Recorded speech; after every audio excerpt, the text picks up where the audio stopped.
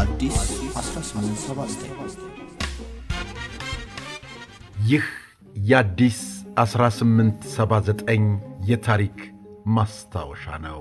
የካቲት 23 ቀን 1888 ዓመተ ምህረት ኢትዮጵያውያን ወታደሮች አሰላለፋቸውን አሰማምረው ወደ ሸለቆው መገስገስ ጀመሩ።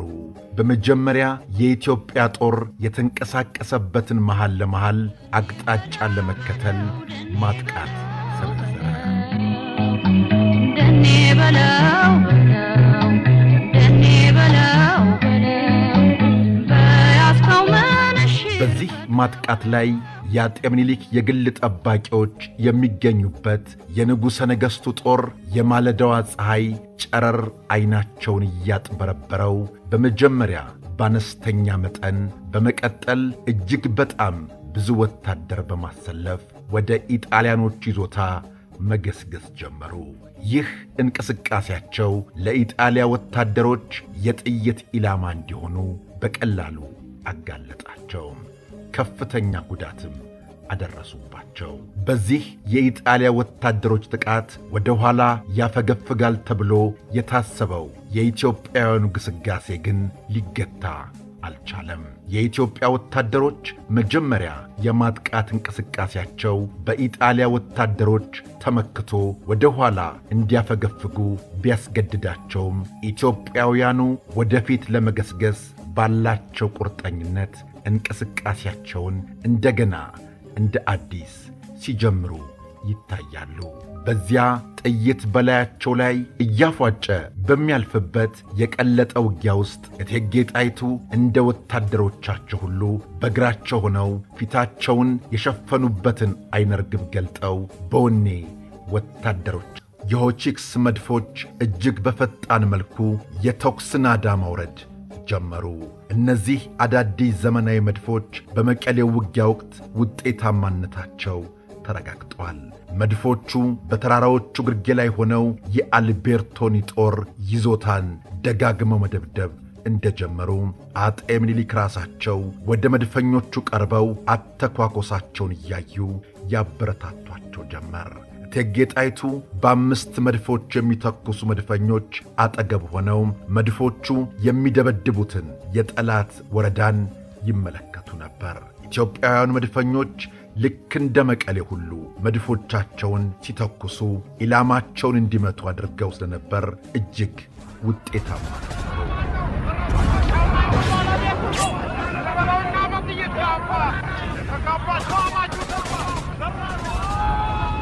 ራስ መኮንንና ራስ ሚካኤል 15,000 የሚጠጋ ጦራቸውን የአልቤርቶኒ ጦር በሰፈረበት የአዲፋቂ ኮረብታ በስተቀኝ በኩል ላኩበት።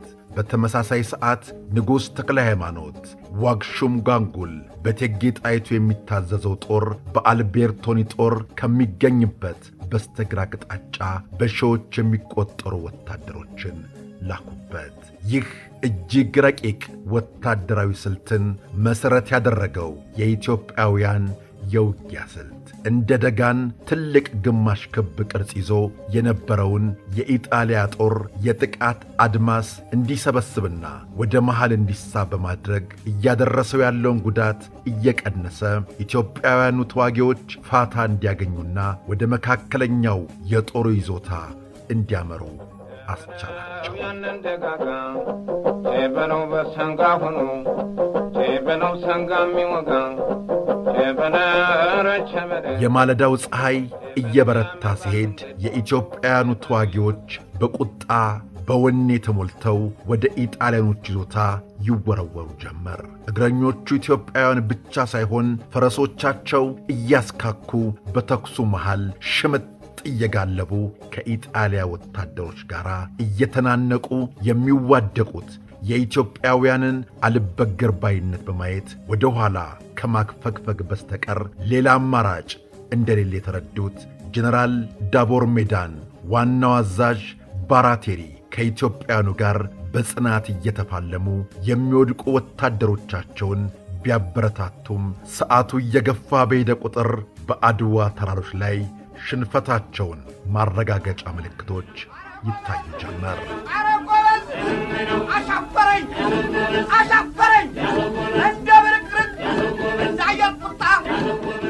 በዚያ ድብልቅልቅ ያለ ውጊያ ላይ ከጦሩ ጋር የሚጓዙት አዝማሪዎች፣ የሽለላና ቀረርቶ ፉከራ የሚያወርዱ ቀስቃሾች በኩራትና በወኔ እየተንቀጠቀጡ ስንኝ በመደርደር ኢትዮጵያውያኑ ተዋጊዎች የጠላትን ጦር እያርበደበዱ እየሰደዱ እንዲመቱ እንዲማርኩ ይቀሰቅሱ ነበር። ጀንበር በማዘቅዘቅ ላይ ያለች የቴጌይቱ የንጉሠ ነገሥቱ የማዘዣ ጣቢያ በብዙዎች መሥዋዕትነት ጀግንነት የተገኘውን ድል መቀዳጀቱን ያረጋገጡ ተዋጊዎች ቁስለኛ ጓዶቻቸውን ተሸክመው የማረኩትን የጦር መሣሪያና ምርኮኛ ይዘው ጀብዷቸውን ለማሳየት ወደ ንጉሡ ድንኳን አቅራቢያ መገስገስ ጀመሩ። የካቲት 23 ቀን 1888 አድዋ ላይ የሆነው ታቸው ትምህርት የሆነን ዘንድ እነሆ አርአያ ሆኖናል። በአድዋ ድል የኢትዮጵያ ሕዝብ ከልዩነቱ ይልቅ አንድነቱ የጎላ መሆኑን ተምረናል። በአድዋ ድል ኢትዮጵያዊነት ሊሞቱለትና ሊዋደቁለት የሚገባ የሀገር ስሜት መገለጫ መሆኑን አባቶቻችን አስተምረውናል። እናም ኢትዮጵያ እናታችን፣ ክብራችን፣ ኩራታችን፣ አለኝታችን፣ ዞሮ መግቢያችን መሆኑን አስገንዝበውናል። አድዋ የሁሉም አፍሪካውያን ድል ነው። የዓለም ጥቁር ሕዝቦች ድል ነው። የአድዋ ድል ከዚህ በታች ወርዶ የአንድ ግለሰብ የአንድ ሃይማኖትና የአንድ ብሔር አድርጎ በዚህና በዚህ እየተንኳሰሰ ከተከበረ ቀልብ የለሽ ይሆናል። ሁላችንም እጅ ለእጅ ተያይዘን የምናከብረው ድል መሆኑ ያከትማል። ይህንን ታሪካችንን በደማቁ ልናከብረው ልንዘክረው ይገባል። አሁን ላይ የሚታየው ነገር ግን ይህንን ትልቁን ታሪካችንን የሚያደበዝዙ ምልከታዎች እያየን ነው። በርግጥ አድዋን የምናደበዝዘው ከሆነ ጣሊያን አሁን ላይ አሸንፋናለች ማለት ነው።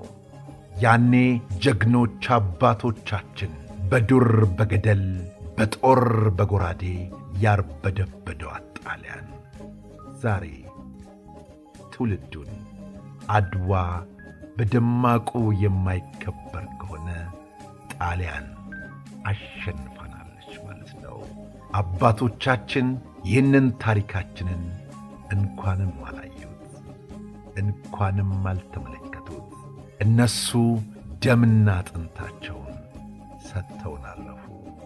እኛ ግን በጥቂቱ መዘከር እንኳን ካልቻልን የእውነት አደራቸውን መቀበል አቅቶናል፣ ተሸንፈናል ማለት ነው። ለማንኛውም ግን አድዋ ታሪካችን ምንጊዜም አይደበዝዝም። ሕያው ሆኖ ደምቆ በትውልዶች መካከል ይቀጥላል። ውድ ቤተሰቦቻችን አሁንም ስለ አብሮነታችሁ፣ ስለ ወዳጅነታችሁ ከልብ እናመሰግናለን። በቀጣይ እንዲሁ እንዳማረብን ተመልሰን እንገናኛለን። እናመሰግናለን። አዲስ 1879